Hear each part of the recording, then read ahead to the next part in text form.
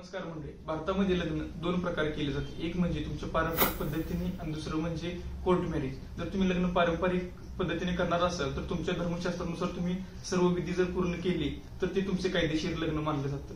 तसेच तुम्हाला जर कोर्ट मॅरेज करायचं असेल तर कोर्ट मॅरेजची प्रक्रिया स्पेशल मॅरेज ऍक्ट 1954 म्हणजे विशेष विवाह कायदा 1954 यानुसार पूर्ण केली जाते. त्यामध्ये सर्वात महत्वाची पात्रता आहे लग्न करण्यासाठी ती म्हणजे मुलग्याचं 21 वर्ष पूर्ण असलं पाहिजे तर मुलगीचं वय 18 वर्ष पूर्ण असलं पाहिजे. प्रत्येक जिल्ह्याच्या ठिकाणी एक मॅरेज रजिस्टर ऑफिस असतं.